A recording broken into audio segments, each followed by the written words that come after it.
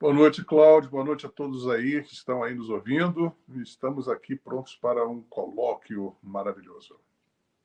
Muito bem. Lobão, já para começar, quem vai pagar por isso? Mais de 450 mil mortes. Vou usar aqui um bordão de uma música famosa sua, um refrão fortíssimo. Quem vai pagar por isso? Como sempre, quem paga é o povo brasileiro, né? Nós sempre temos esse condão de termos que pagar com ônus de todas essas desventuras, né, que esses governos têm nos imputado, né, têm nos imposto, né, durante tantos anos aí, tantas falcatruas, tantos desgovernos e tantas desventuras. É sempre o povo que acaba pagando por isso.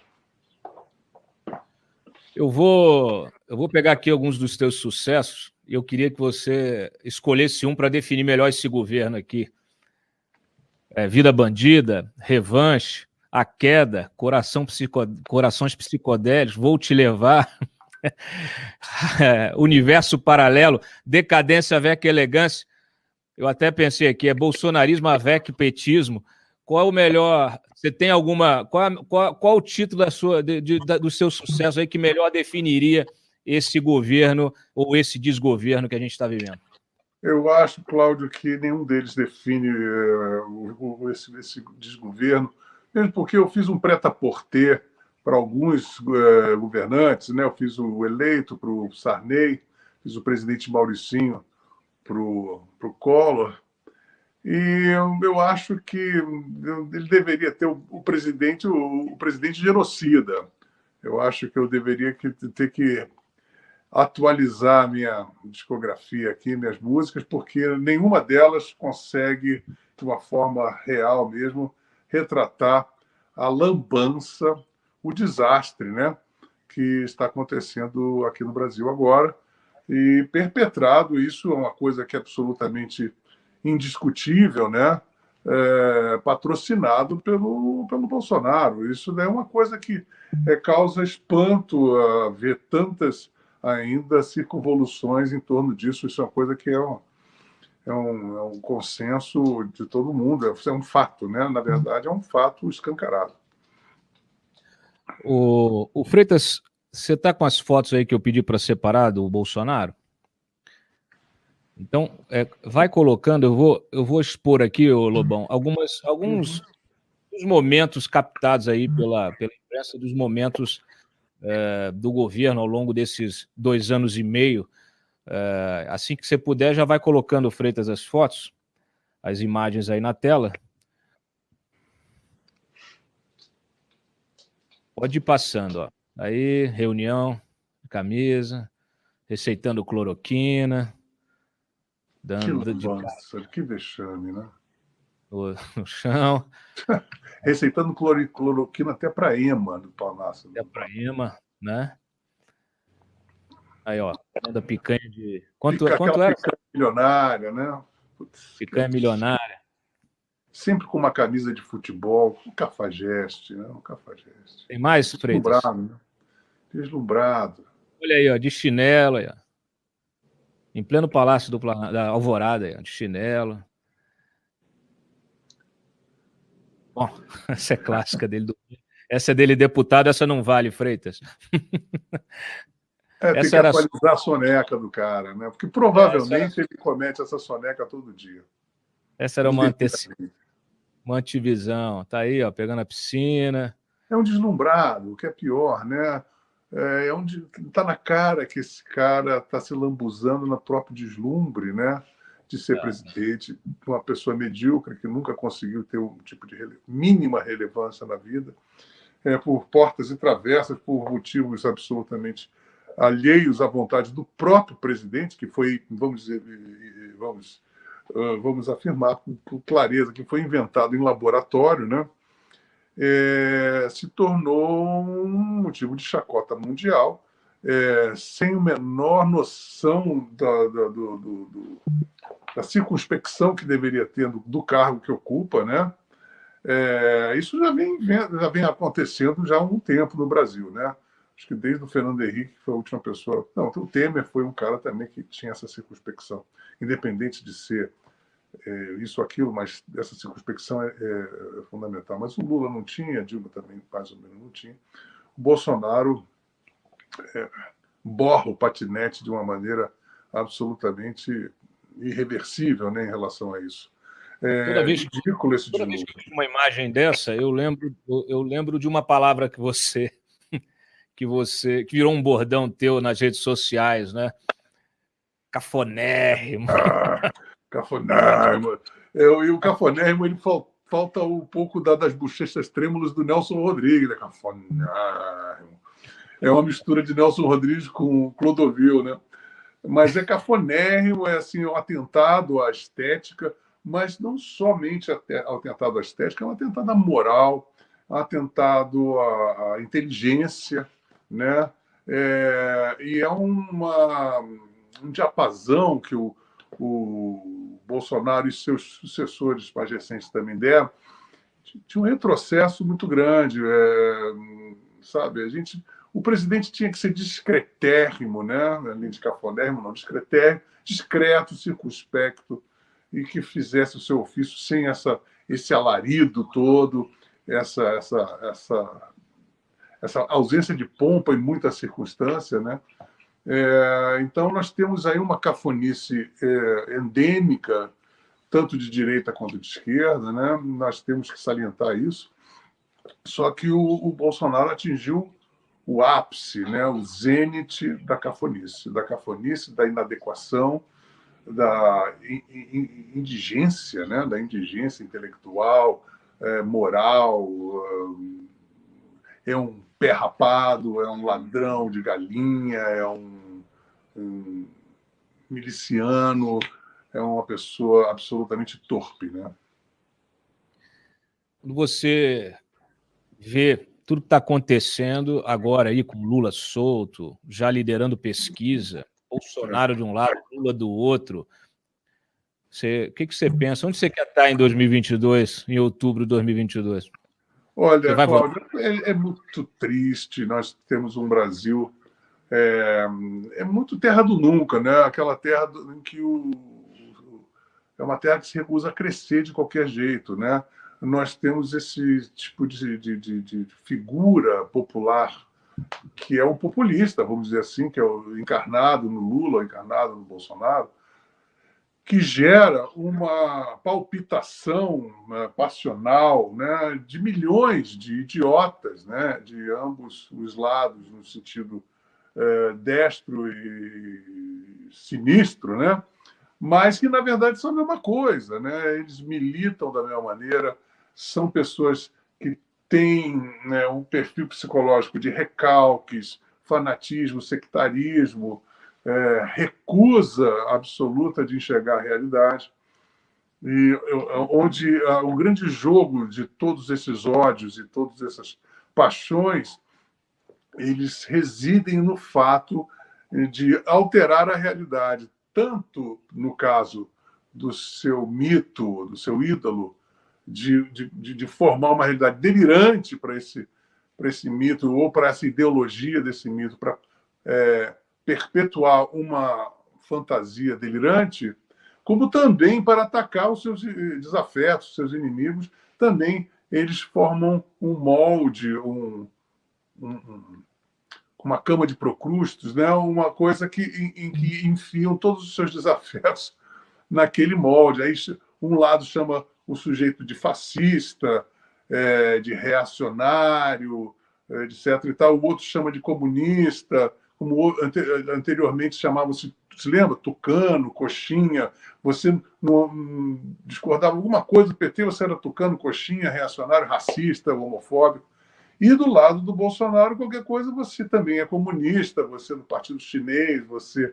Coisas delirantes, mas que são violentas, que são muito agressivas, muito cheias de recalque, do medíocre, do imbecil corriqueiro, do cretino ordinário que abunda no nosso país e que geralmente adentra essas seitas, se tornam militantes do PT, se tornam militantes do bolsonarismo. E o que resulta no Brasil é essa situação praticamente insustentável, fétida, diga-se de passagem, onde nós temos um futuro próximo, ou seja, até 2022, uma pendenga, né?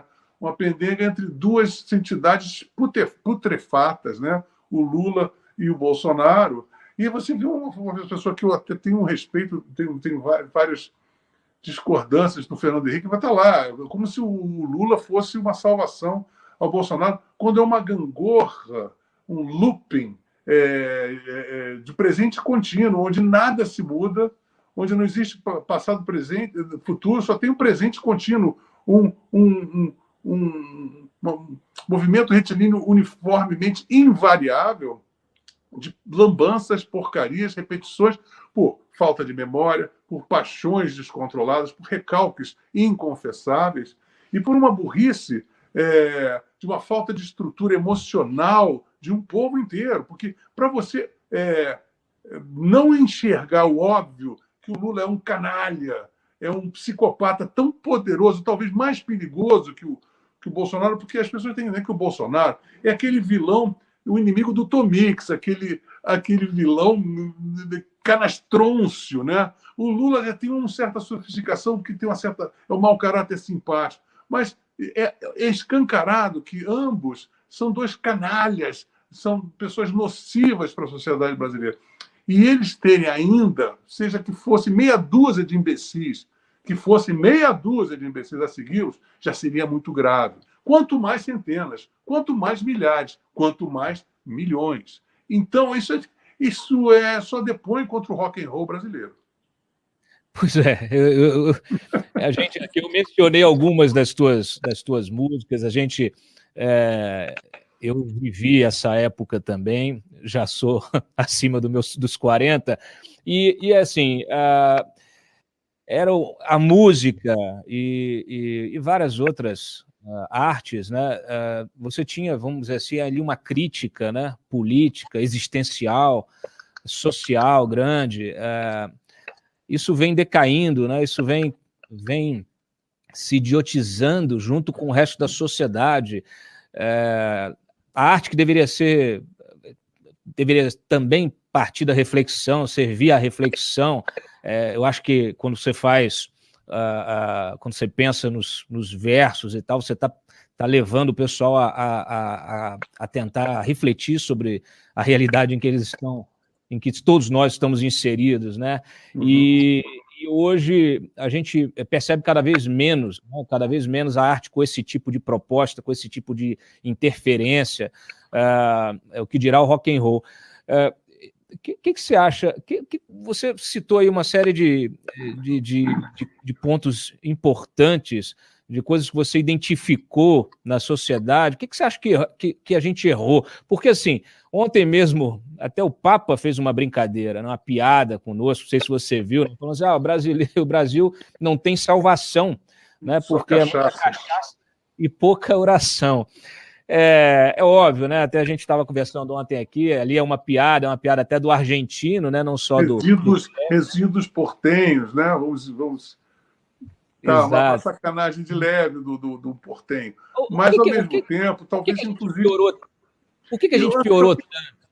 Mas eu também acho um pouco deslocado. Se a gente for analisar de uma maneira mais precisa a jocosidade do papal, vamos dizer assim, ela não é questão de oração, não é questão de cachaça, né? É uma questão de vergonha na cara e, assim, de maturidade, de a gente conseguir... Primeiro, eu acho assim, eu como sou um cara que sou um autodidata, a minha principal instrumento para eu ser um autodidata e poder, dentro da minha precariedade enquanto autodidata, é fundamentar todos os meus progressos na tentativa e erro. Mas para você ter tentativa e erro, você tem que tentar errar e tem que reconhecer que errou, né? E no Brasil, você... não é que você não reconheça o erro, você reconhece o erro como uma virtude. Você jacta-se dos seus erros e sai por aí com o peito estufado, jactando-se dos seus piores defeitos, né? Isso acontece tanto do lado do Bolsonaro como do lado do Lula, como provavelmente do próximo aí que virá, porque é uma questão endêmica, cultural, psicológica, emocional do brasileiro transformar de uma maneira, de um cinismo e de uma imbecilidade, porque você pode ganhar, vamos dizer assim, a, a guerra da sua consciência dizendo que o seu defeito é uma qualidade e sai por aí se vangloriando. Mas o ônus que isso vai ter no transcorrer do período é enorme, é uma coisa incalculável. As pessoas acham que sempre você ser o malandro, você nunca vai ser o otário, enquanto você está sendo o grande otário. Então, eu acho que esse é o principal viés do brasileiro, né? Se jactar dos seus piores defeitos. É o macunaíma, né? Assim, nós somos precários mesmo, nós somos pobretões de natureza, nós nunca vamos fazer porra nenhuma, vamos roubar, vamos ser... Então, tudo tem isso incutido de uma forma ou de outra. Pode qualquer um, eu posso dizer na minha infância, na infância de qualquer um, poxa, se você vai para o colégio, se você é um bom aluno, ou médio aluno, tu pega muito mal. Você pode levar Nescau, tem muita gente que se lembra do Nescau. Vai levar uns tapinhas de Nescau, vai ser bullying nada, vai ter bullying, porque se você tirar 10 em matemática, pega mal para você. Se você falar um português um pouquinho mais elaborado, pega muito mal para você. Né? Você tem que se falar aí. Por exemplo, eu me lembro, na época de Blar, por exemplo, eu entrei para o... Eu jogo péssimo, um pequeno parênteses, eu jogo muito mal bola. Eu entrei para os Dentes de Leite do Flamengo, Zizinho era o nosso técnico, e pô, eu tinha que falar, tem que driblar, que se eu falasse driblar, porra, eu ia levar muito Nescau. Eu quero botar essa pequena, né, firula, mas eu acho que isso tudo está inserido dentro da realidade brasileira, onde você pega, por exemplo, essa questão meio de rebanho, né?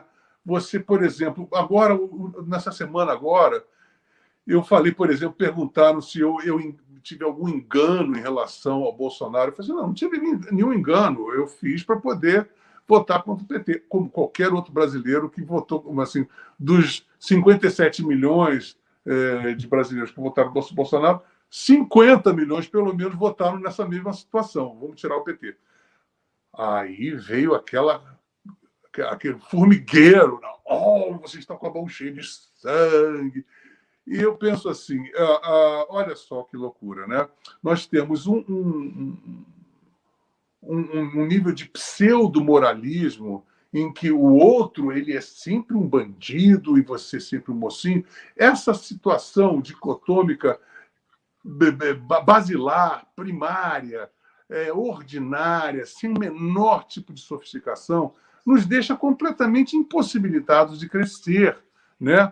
Principalmente quando se trata, por exemplo, de um partido como o PT.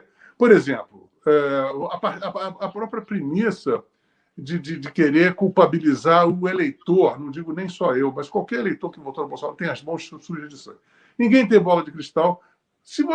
Eu acho assim, qualquer cara que votou no Bolsonaro pensa assim, ele vai fabricar mortes a granel, vou votar nele. Sim, esse cara tem as mãos sujas de sangue. Mas é uma pessoa que não sabe disso, como ser imputada disso. Enquanto, por seu turno no PT, é o contrário.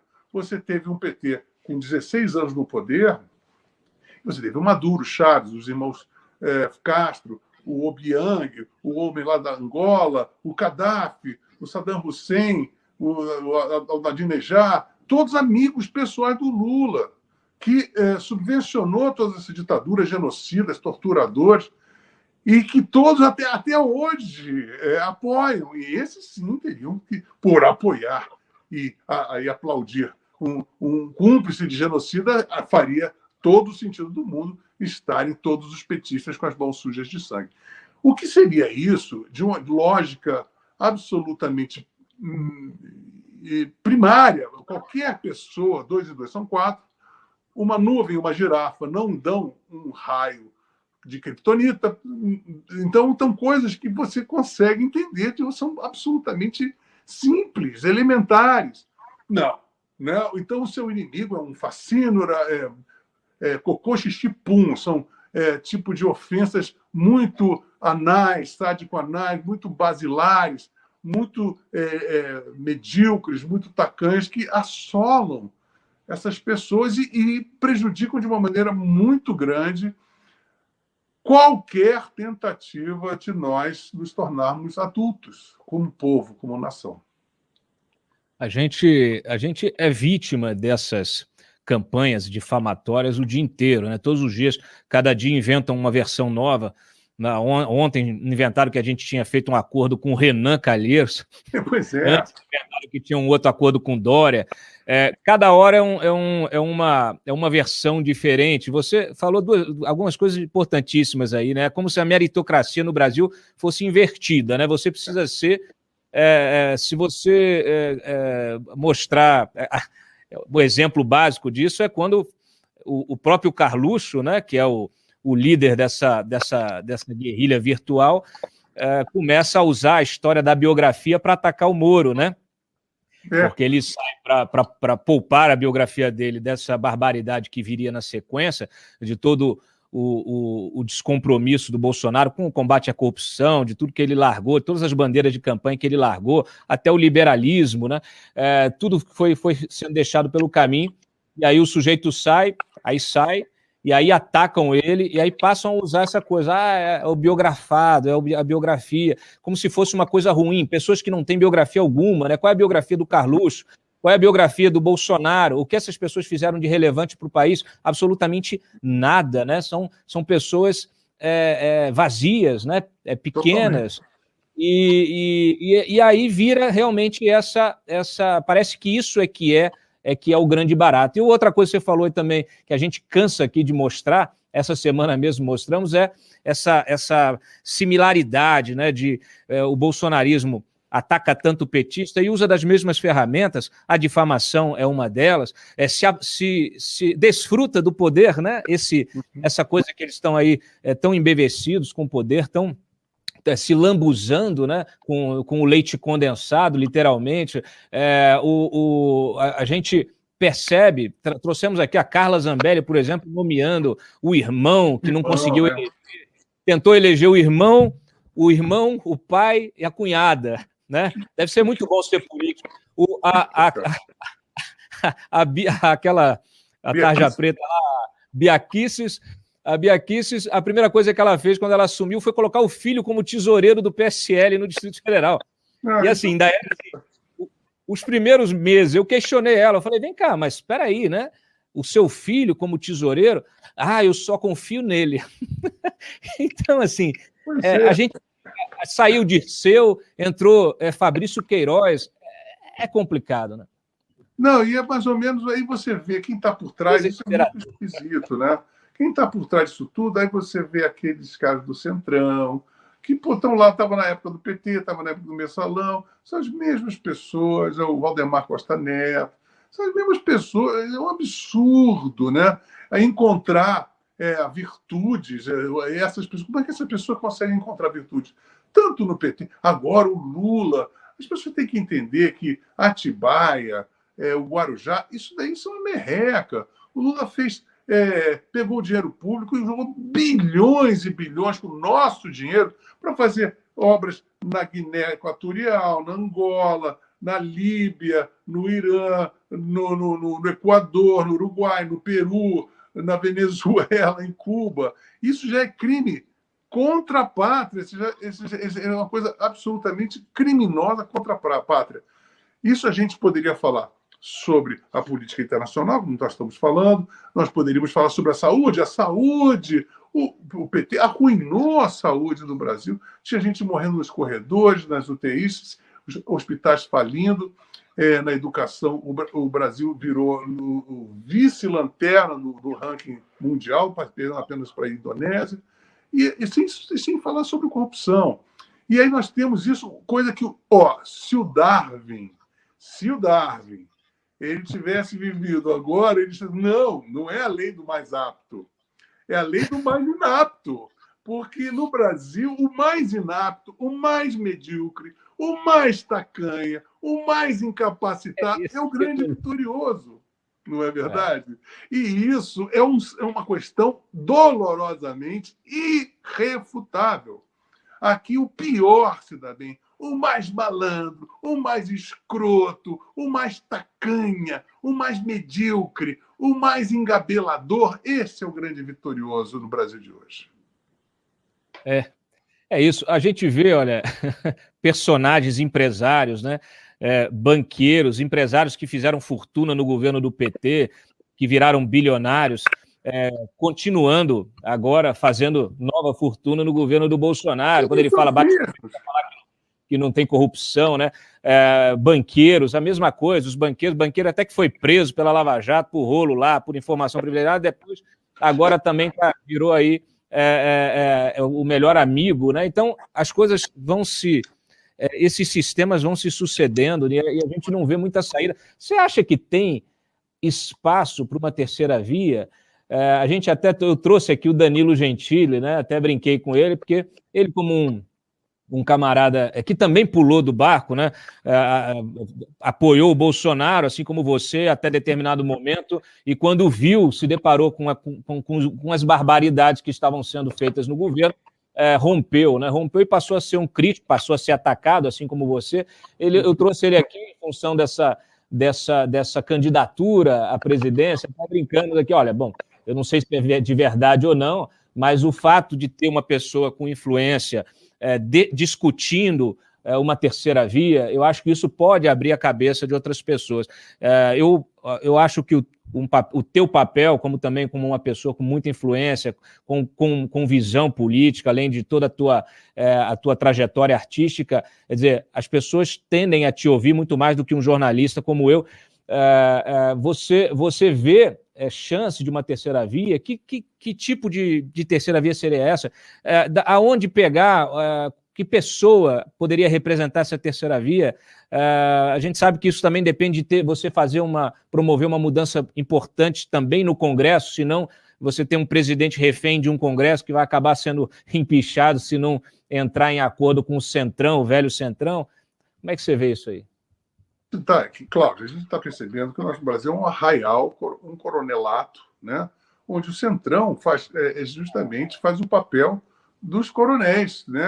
Daqueles geralmente pessoas pouco letradas, são pessoas mais grosseiras e que dominam o país, né? Dominam o país, se é da esquerda, se é o Fernando Henrique, se é o Lula, todos você vê que desde que o Brasil adquiriu a própria Constituição de 88, que esse é o regime, né? Então, eu acho que a gente tem que perceber agora como fazer isso, né? Porque se quiser alterar, de alguma forma, a nossa Constituição de 88, a gente deveria ter constituintes da maior credibilidade, do maior gabarito, e não temos. Como é que a gente vai fazer uma alteração na Constituição com esse Congresso que nós temos? Esse é o primeiro problema, porque eles vão legislar em causa própria, eles são bregas, eles são terríveis. E eu concordo, eu acredito que qualquer outro presidente vai se tornar refém do Centrão. Porque a gente tem uma estrutura, o chassi está errado. Agora, o grande problema é como mudar o chassi, onde a maioria das pessoas que estão envolvidas, que seriam as responsáveis por mudar esse chassi, são da pior qualidade. Não tem a menor confiabilidade, não tem a menor credibilidade. E a gente fica num IPOM constitucional, porque a gente não tem como ter vamos dizer assim, uma densidade moral e gabaritada para poder exercer essa mudança, e ao mesmo tempo que essa mudança não consegue ser exercida, a gente se perpetua nessa feira, dessa xepa, né? Porque não é nem feira, isso é uma xepa da xepa da xepa, que é essa troca horrorosa, brega, desse jabá constituinte que se tornou um procedimento, um protocolo, né? Uma coisa, um default, né? Dentro da nossa República. Então a gente está numa sinuca de bico. Você pensa bem, a reforma tributária, pensa bem ouvir essa coisa, assim, se é um reverb, a reverberação. Quanto tempo nós temos uma reforma tributária que deveria ser urgente, emergencial? Não tem quem faz isso. Aí você pensa só, agora os caras estão fazendo o quê? Estão dando mais garantias e salários para os juízes, o próprio presidente já assinou um decreto lá aumentando o seu próprio salário. Se ele estivesse na Suécia, na Suíça, ou em qualquer outro lugar, em Nova Zelândia, pô, a primeira coisa que eles iam fazer, os políticos, era diminuir o seu salário para poder dar o papel moral para as pessoas. A gente não tem isso. E as pessoas, enquanto eleitores, aguentam a trolha, né? Aguentam a trolha do Lula. As pessoas estão aí lambendo o saco do Lula. Não, um psicopata tão perigoso, ou talvez mais, como disse, do que o Bolsonaro. Então, como é que a gente vai fazer? A terceira via vai ser aquela coisa. A gente vai ter um lampejo, uma lufada de otimismo, de esperança, para que daqui a pouco, nos primeiros 3, 4, 5 meses de governo, já começa a ver aquela xepa horrorosa, porque a gente não tem como sair dessa teia de ambições, poder e de falta de absoluta de ética, moral e cultura, savoir-faire, inteligência, elegância e tudo que esses caras não têm. Eu bato muito aqui numa tecla que que os partidos não conseguiram, não conseguem produzir lideranças políticas, né? A gente está com uma eleição com velhos personagens. A nossa política é uma política de velhos personagens. A gente vê os integrantes dessa CPI, são personagens antiquíssimos, né? Decrépitos, são políticos decrépitos. Quando a gente vê os próximos candidatos, possíveis candidatos, pedindo a benção do José Sarney, isso chega a arder os olhos. Hoje, por exemplo, mais cedo, só para você ter uma ideia, assim, ontem o TSE tomou uma decisão que ele permitiu que a Tabata Amaral saia do PDT sem perder o mandato, né? Então ela está lá, vai mudar de legenda. Aí, obviamente, os presidentes dos partidos reagiram, né? Porque isso representa o quê? Uma perda de controle da máquina, uma perda de poder sobre o mandato daquele parlamentar. Assim como eles reclamam, sempre que fala de distritão ou de candidatura independente, candidatura avulsa, eles chiam, né? Vão para cima. Aí, olha aqui, ó, frase do Carlos Lupe, outra figura decrépita, né? A decisão, criticando a decisão do TSE. A decisão é incoerente, decreta agora a infidelidade partidária. É hora de o legislativo atuar com força. Eu fico até assustado quando eu ouço isso, né? E o Carlos Siqueira, presidente do PSB, esse tipo de decisão deveria caber ao mundo da política. Não tem nada mais importante para um sistema político que partidos fiéis a seus programas. Que programas, né? E aí essa coisa, o mundo da política, eles vivem num mundo absolutamente deles, né? Eles se assentaram, sequestraram a política e vivem... Quantos partidos nós temos? Temos 20 e tantos partidos, né? Nenhum 30, deles tem não temos um perfil delineado. Você pode trocar. Um cara pode estar no PT, como pode estar no Democrata, como pode estar no Podemos, que tanto faz, porque não existe uma nuance, não existe nada, é tudo a mesma pasta, uma meleca geral, né? Não, aí esses caras vêm falar, mas aí o programa do partido. O partido não tem programa nenhum. O partido é um conchavo, um conluio. Quando eu falo partido, eu falo integrando todos. Né? E nós sabemos que há ainda um resquício de políticos, muito poucos, mas muito capacitados, líderes que deveriam ser mais incisivos em relação a isso e mais intolerantes em relação a essa conduta predatória, cafonérrima, e que torna o Brasil um pântano. Não temos condição de sair deste loop de presente contínuo de meleca, de lambança, hemorroidas, sabe, tudo que há de ruim, porque a gente não tem uma estrutura psicológica, cultural, né, intelectual, moral, para poder sobrepujar isso. Quando eu falo a gente, eu falo não somente o Congresso, porque o Congresso simplesmente são representantes do povo. Esses são verdadeiros, são mesmo. O povo tinha que olhar para isso. Quando a gente vê isso, Cláudio, a gente tem que perceber, justamente nessa pandemia, como é que o povo age, as praias, os balneários, as festas.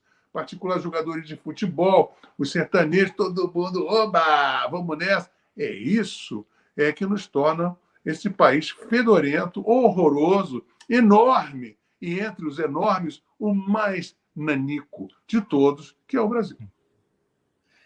Deixa eu te perguntar um negócio. Você era amigo, era seguidor, enfim. Explica um pouquinho para mim a tua relação com o Olavo de Carvalho. Você conheceu ali de perto o olavismo, que está na base, vamos dizer assim, pelo menos desse núcleo que chegou ao poder, né? A gente sabe que, em função de disputas internas, primeiro eles fizeram questão de afastar os liberais, né? Deixaram lá o Guedes, que hoje já disse que já abandonou, já mandou as favas do liberalismo, né? Já deixou claro. E primeiro eles fizeram isso, depois eles foram atacando, se livrando das pessoas que tinham ajudado na campanha, e ficou aquele núcleo, esse núcleo amalucado do Olavo de Carvalho ali, tentando ocupar pastas importantes, como a educação, a política externa, assessorando. Agora a gente está sabendo que o Magrelo Porra Louca, né, que era o irmão do outro maluco que estava no Ministério da Educação, era o assessor especial que coordenava esse gabinete paralelo da saúde. Quer dizer, uns sujeitos, umas pessoas que vieram da onde, que começaram a recomendar coisas sem base científica nenhuma, e eles divulgando, disseminando isso através dessa máquina de mentiras do Carlos Bolsonaro. A gente vê que, obviamente, eles perderam espaço dentro da disputa de poder, porque o Centrão é mais forte, mas o que é isso? O que é esse olavismo? Me fala um pouquinho da tua relação com isso e quando que você entendeu que, putz, espera aí, deixa eu pular fora daqui. Excelente pergunta, Cláudio. Olha, como eu já experimentei drogas das mais pesadas do mundo, experimentar Olavo de Carvalho, para mim, teve seus encantos. Eu peguei muitas coisas, sou autodidata, afinal de contas, quando eu comecei a mergulhar dentro da bibliografia que o Olavo de Carvalho me oferecia, eu peguei uma série de grandes autores e comecei a ler e ter acesso, geralmente, e realmente não tinha nas grandes livrarias brasileiras, você não tem o Eric Voegelin, o Eric Neto-Ledin, e por aí vai, o Roger Scruton, etc, etc. Então, eu aprendi, porque eu li toda a bibliografia de todos esses caras.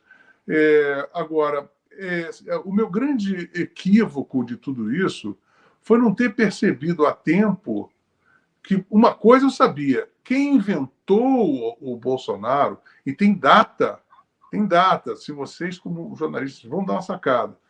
Quando o Terça Livre começou, o Terça Livre da Alan Santos, tem um Terça Livre de 2014, 31 de março ou 1º de abril, acho que foi 31 de março de 2014.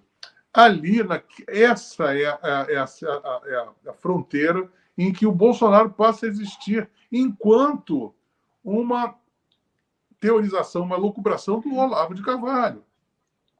Essa Terça Livre é desse 31 de março de 2014, tem o Olavo de Carvalho, o Alan dos Santos, o Bolsonaro, tem mais um outro, acho que é aquele cara da arma, esqueci o nome, um que adora dar tiro. Qual deles? O embaixador, foi o primeiro, ele é um cara bastante famoso, mas o cara que deu o primeiro estampido, né? Para isso, eu acho que era esse cara, e atrás, onanisticamente digitando o seu celular, o Eduardo Bolsonaro. Vocês têm que ver, você pega lá e vê. 31 de março de 2014, para festejar a Revolução Militar.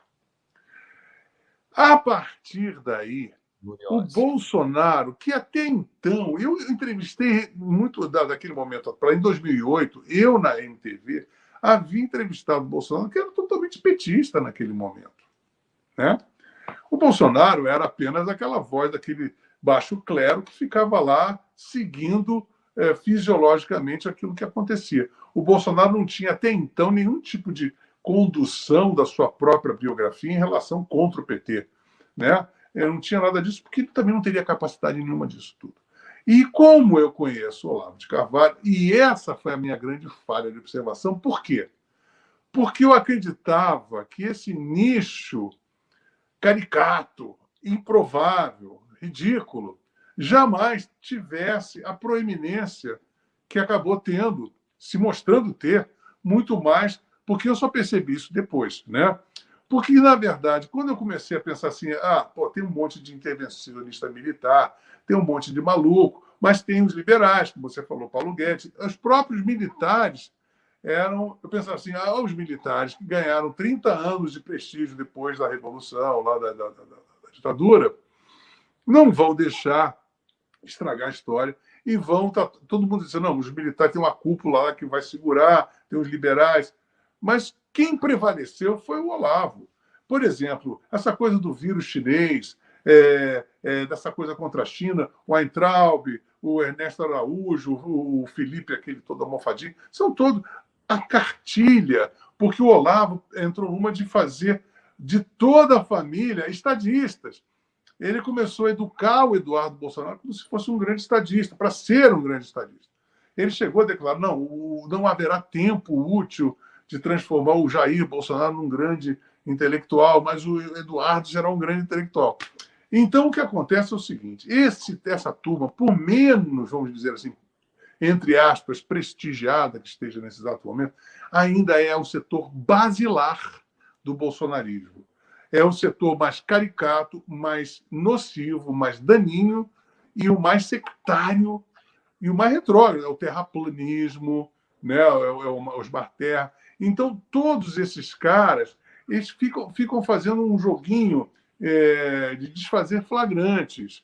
Né? Por exemplo, agora o secretário de Cultura, aquele cara que era da da Malhação, ele vai sofrer agora uma pressão do grupo Bolsonaro, do olavista, que, na verdade, ele tem esse poder todo. Ele detém o poder por quê? Porque o Olavo, muito maquiavelicamente, Cláudio, ele antes de mais conquistou os corações dos filhos do Bolsonaro. Né? Ele é o padrinho intelectual do Eduardo, do Flávio, né? E do Carluxo, quando se pode. Mas o Eduardo é o xodó do Olavo. Mas os três têm uma dependência emocional, intelectual, eu acho que seria um grande desaforo falar, mas uma dependência emocional, psicológica do Olavo. O Olavo é que conduz esses caras. E aí, sob pressão. Então, nós temos assim o grande braço direito do Olavo é o Alan dos Santos. O Terça Livre era o grande corneta, né, o alto-falante deles. E se a gente não entender isso, a gente não vai entender o bolsonarismo. Então, todas as grandes, por exemplo, o fato deles começarem a brigar com a China, o fato deles...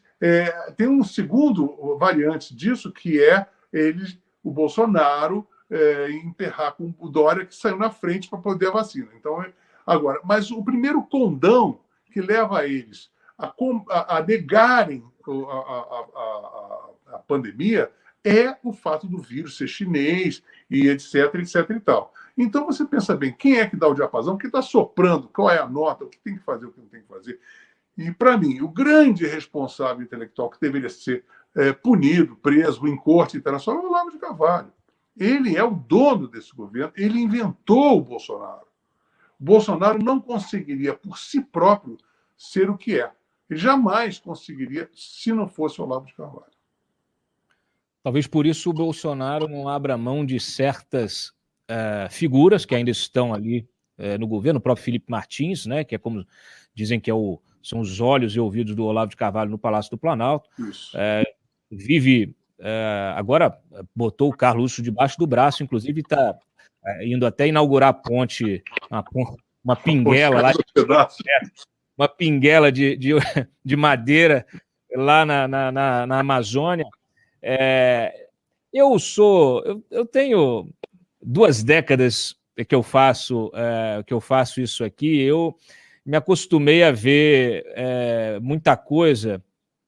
E assim, eu não acredito em ideologia nenhuma vinda de qualquer partido, como a gente mencionou aqui, porque para mim, como você mesmo disse, é uma geleia, e no fim das contas, o interesse comum é sempre um só: poder e dinheiro.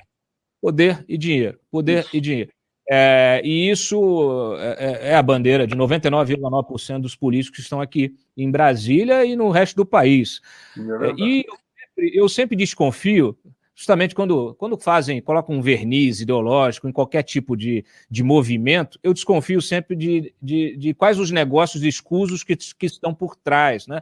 Nessa tua relação com esse núcleo de poder, você sentiu o cheiro de alguma coisa que mostrasse, pelo menos naquele momento, que demonstrasse a ambição dessa gente, que identificasse, que sinalizasse, melhor dizendo, a ambição que agora a gente vê latente, vê patente, deles agarrados ao poder, alimentando até o Bolsonaro, alimentando aí insurreição dentro insubordinação militar, tentando cooptar as PMs para fazer milícia, o seu exército paralelo, né? Você cheirou percebeu alguma coisa que sinalizasse essa ambição e o interesse financeiro por trás disso? Não. Com toda certeza não. Sabe por quê, Cláudio? Porque, na verdade, infelizmente, eu era o centro de convergência desses caras. E esses caras, de uma forma ou de outra, eles tinham que se adaptar, vamos dizer assim, a meus preceitos. Por exemplo, eu chamava o Olavo e chamava o Rodrigo Constantino de gladiavam, né? Vocês têm que mostrar para as pessoas que a gente tem um núcleo e que tem vários tipos de segmento, mas a gente não pode, de maneira nenhuma, se mostrar uma caricatura, macartista, etc. E eles acabavam... Aí, vamos fazer um hangout, vamos supor, vamos chamar uma MBL, vamos chamar Vem para a Rua, vamos chamar todos para dizer não vamos permitir intervenção militar. E durante aquele período em que eu estava ali como o núcleo catalisador, todos foram muito cordatos comigo, né? E eu percebi logo em seguida, no primeiro lance após de tudo isso, que quando o Olavo mesmo falou para mim, olha, eu não posso mais ficar aqui, eu vou ter que... Um amigo dele, o Rodrigo Gurgel, falou, não, eu tenho que escrever livros, pare de ir para a internet. Eu falei, ótimo, vai fazer livro. E, na verdade, ele saiu 2 meses depois, estava inaugurando esse Terça Livre. E era uma outra pessoa ali, a partir dali, né?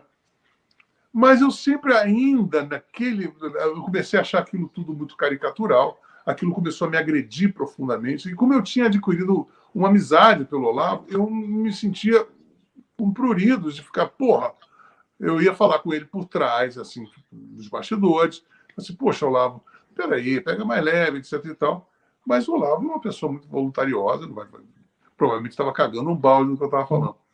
Mas durante o período em que eu estava ali, dizendo nós precisamos formar uma oposição ao PT inteligente, elegante, cidadã, democrática, uma coisa que nunca aconteceu no Brasil, etc., quebrar tabus, etc. e tal, todos se mostraram muito cordatos, muito maleáveis a esses preceitos, entendeu?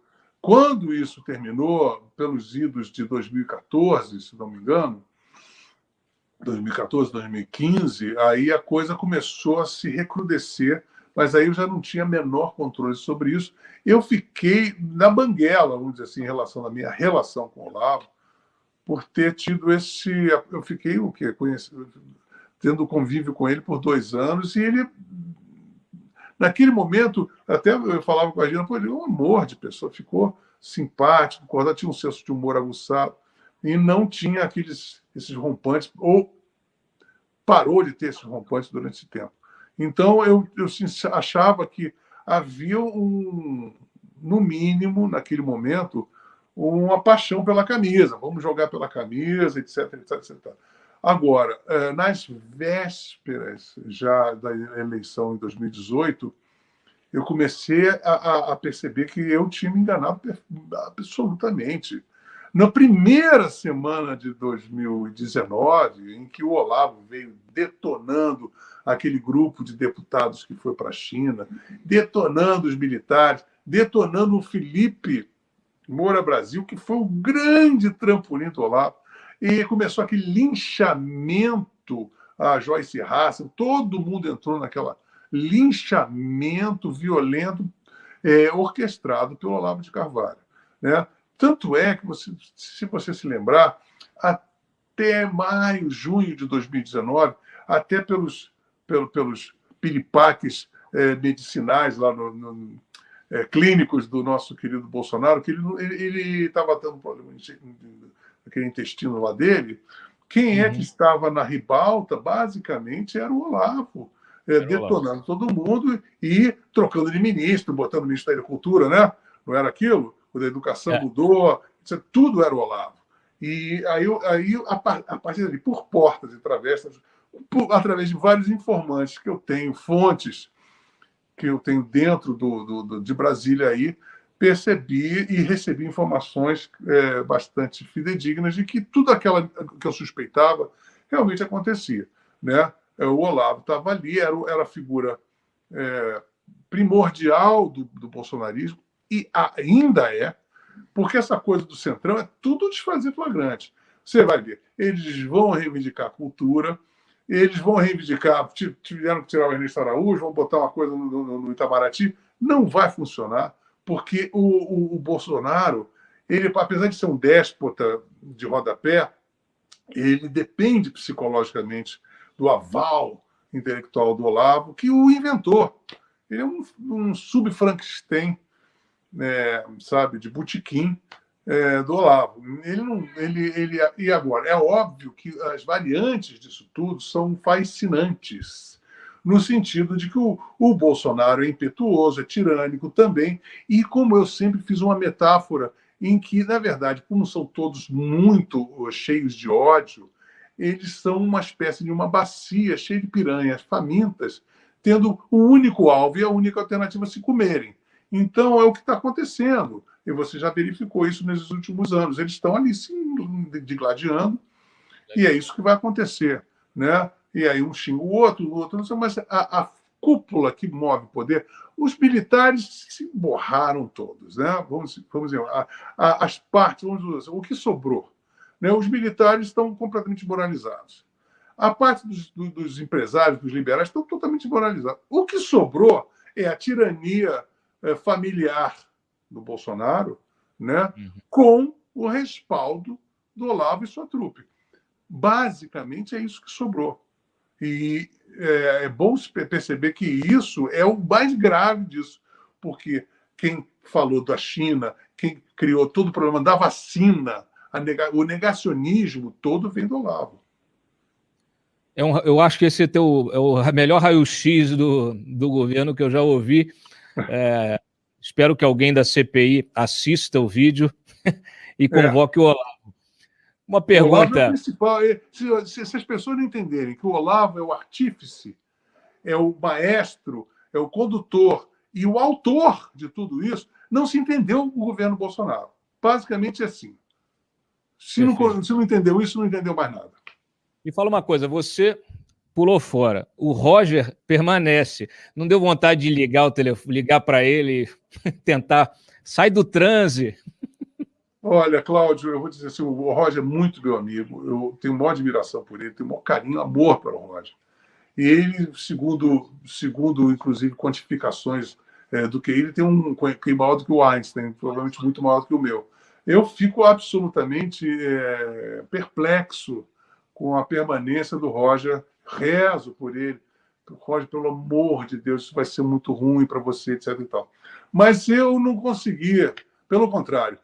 A última vez que eu foi num Twitter em que, se não me engano, o nosso saudoso Bruno Covas foi visitar, acho que foi no Maracanã, acho que viu o Santos, ou foi visitar uma coisa, e ele fez uma comparação tão esdrúxula, eu não me lembro exatamente qual era, que eu simplesmente eu falei assim, eu vou bloquear o Roger. Eu bloqueei o Roger no Twitter e simplesmente me eximi de...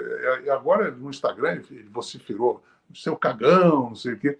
Eu simplesmente falei assim, olha, eu não quero discutir com você, não quero também, não quero, e me dou esse direito, de não testemunhar, não presenciar as atrocidades que você está falando, e ponto final.